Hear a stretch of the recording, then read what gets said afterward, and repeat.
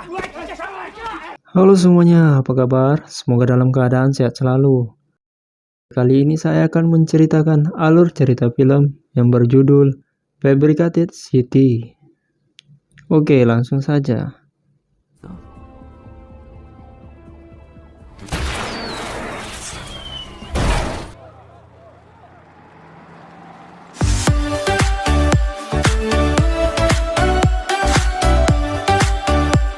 Di awal film, kita diperlihatkan peperangan, yang dimana hanya beberapa orang yang bertahan, yang masih melakukan perlawanan, dan salah satu dari mereka harus tertembak hingga tewas. Namun itu hanyalah sebuah permainan game yang dimainkan oleh beberapa orang.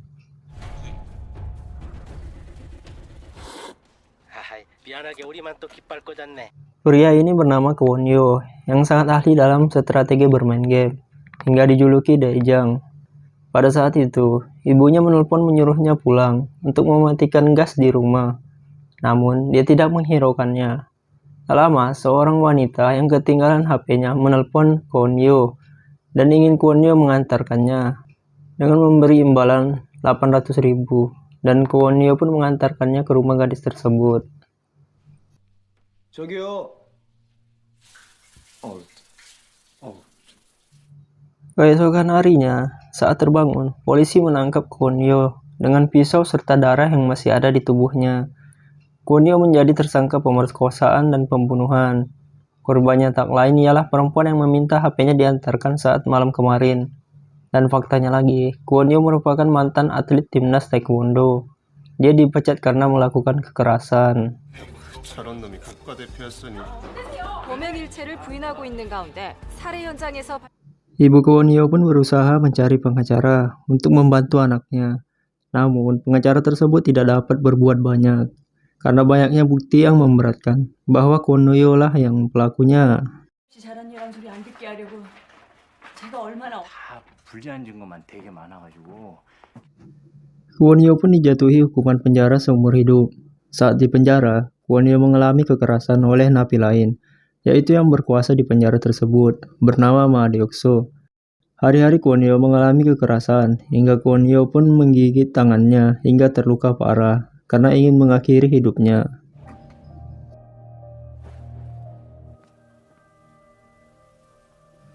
Ibunya pun datang menjenguk Kwon Yo, dan ingin Kwon Yo bertahan, karena ada seseorang yang mempunyai bukti bahwa bukan Kwon Yo pelakunya. Hingga Kwon Yo pun bersemangat. Dan ada seorang kakek pembunuh, juga sekaligus kanibal, yang membantu Kwon Yo mengobati lukanya. Dan Kwon Yo pun berhasil melakukan perlawanan terhadap Ma Deok-so beserta kawanannya.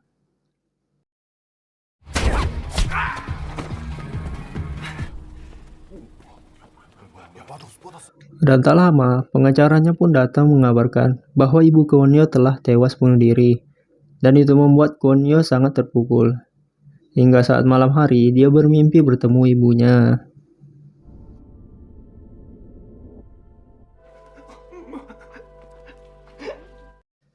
Keesokannya, saat di lapangan terjadi kerusuhan, Ma Deok ingin menyerang Kwon Yo. Namun, Kwon Yo lebih dulu melukai Ma Deok hingga terluka parah, serta Kwon Yo juga menusuk dirinya.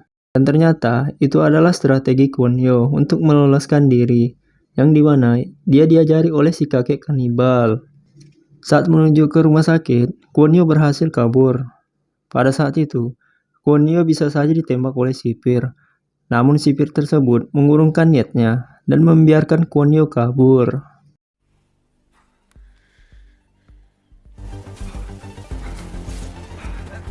Pada saat Kwon Yo kabur, dia menolong suami istri yang ingin ke bandara karena mobilnya mogok. Hingga Kwon Yo pun diberi tumpangan. Di perjalanan, mereka pun lolos pemeriksaan, hingga Kwon Yo diberikan mobil oleh suami istri tersebut. Dan Kwon Yo pun menemui pengacaranya. Akan tetapi, pengacaranya menelpon polisi. Dan Kwon Yo pun hampir tertangkap. Kwon Yo pun pergi ke warnet, dan dia mendapat video dokumenter bahwa kejadian tersebut sangatlah janggal. Karena ada satu video yang memperlihatkan Kwon Yo keluar dari tempat wanita tersebut 3 menit setelah masuk membawakan HP-nya. Dalam waktu 3 menit, mustahil melakukan pemerkosaan dan penusukan yang berjumlah 31 kali. Namun video tersebut telah dihapus dan berbeda yang ada pada jaksa. Namun, Tolbot teman dunia maya Kwon Yo berhasil menghack dan mendapatkan video tersebut. 나간 후 하루 반나절 만에 모텔에서 변사체로 발견됐다.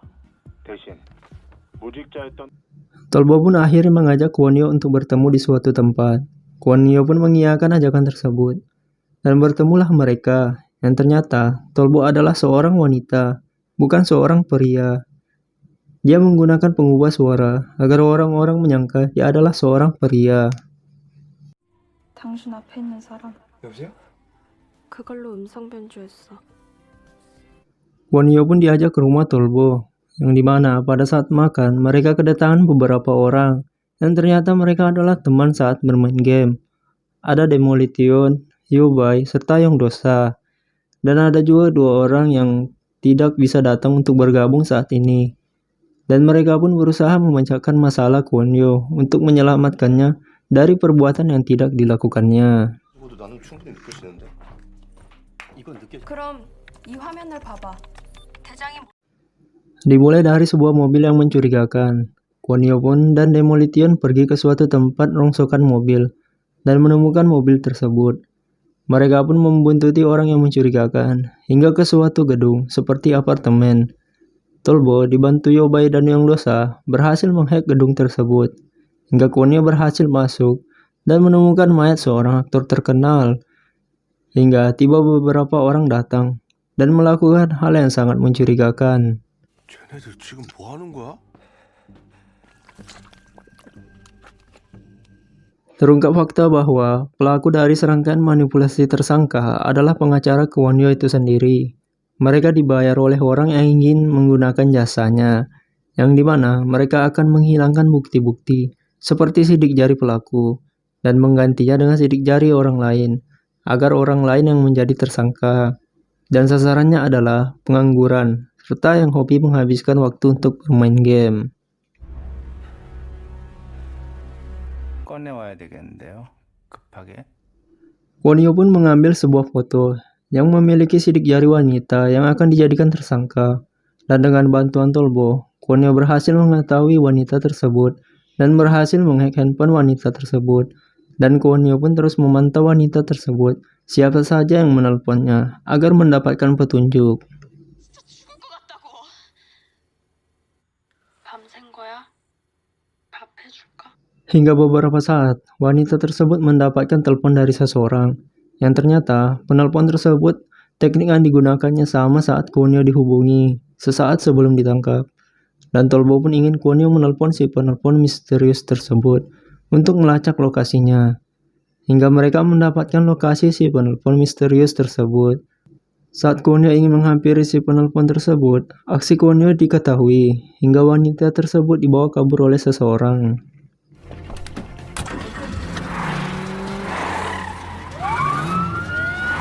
Kwon Yo pun mengejar mereka, namun mobil Kwon Yo mogok dan nyaris tertangkap. Namun pada saat itu, Ma Deok datang dan memukul Kwon Yo serta membawanya ke suatu tempat untuk balas dendam.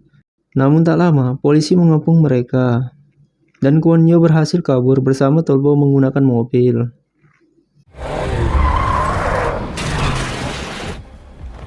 어떻게 된 거야?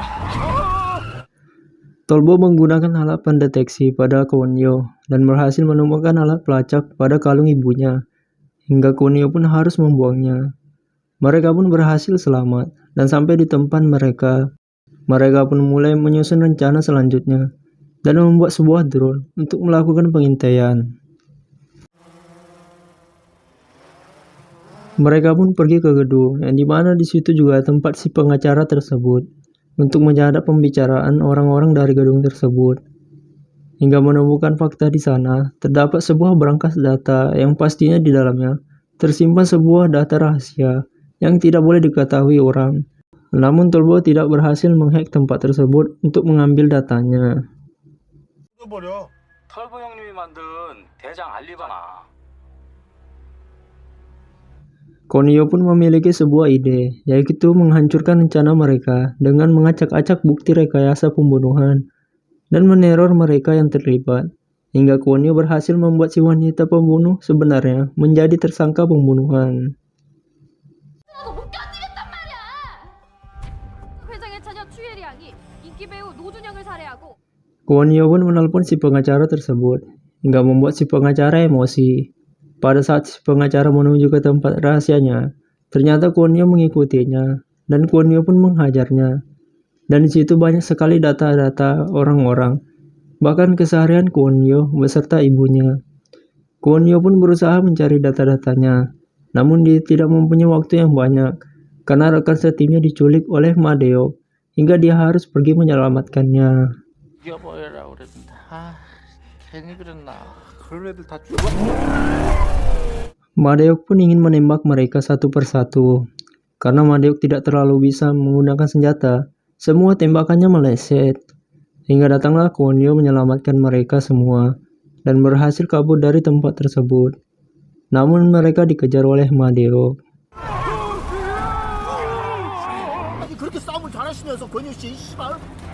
Pada saat kejar-kejaran di antara mereka terjadi, lagi-lagi berita televisi menyiarkan bahwa Kwon Yo menculik seorang wanita, dan Kwon Yo lagi-lagi menjadi tersangka pembunuhan aktor terkenal, dan menjadi buronan bersama dengan rekannya yang lain. 난 처음부터 자네가 해낼 줄 알았어. 역시 진짜 괜찮을까? 이제 다 왔어. Tibalah mereka di sebuah gedung siaran televisi. Mereka pun menyusun rencana dan mengumpulkan bukti-bukti. Kwon Yo beserta yang lainnya, selain Tolbo, mencoba untuk mengulur waktu agar tidak tertangkap oleh polisi. Namun pada saat itu, Tolbo diculik oleh Ma Deok, hingga Kwon Yo pun harus menyelamatkan Tolbo.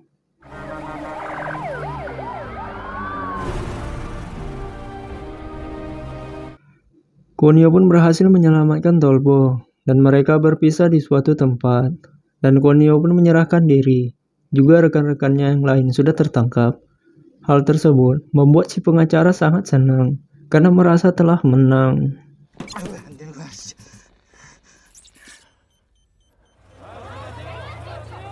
Pada saat itu juga, Yobai datang dan membawa dua rekannya lagi, dan akan melakukan siaran langsung untuk mengungkapkan bukti fakta yang sebenarnya. Hingga si pengacara pun baru menyadari dia lupa mencabut sesuatu dari alatnya, yang membuat datanya diambil oleh Tolbo. Dan mereka pun menyiarkan secara langsung dan memperlihatkan bukti-bukti pelaku yang sebenarnya, bahkan juga pembunuh aktor ternama, beserta juga bukti-bukti tentang pembunuhan yang ditujukan kepada Kwon Yo sebagai tersangka. Banyak sekali kasus serupa, dan yang dikambing hitamkan adalah orang lain, dan sasaran utamanya adalah yang pengangguran. 저희 사무장님이 따로 연락을 드릴 거예요. 내가 만든 기사 한 줄에 온 국민이 Saat si pengacara ingin kabur, namun kemudinya sudah dicopot, hingga si pengacara pun ditangkap dan dimasukkan ke dalam penjara. Dan di penjara, dia bertemu dengan Ma Deok. Ma Deok pun menyiksa si pengacara tersebut. Dan Kwon Yo pun beserta yang lainnya hidup bahagia. Dan film pun berakhir.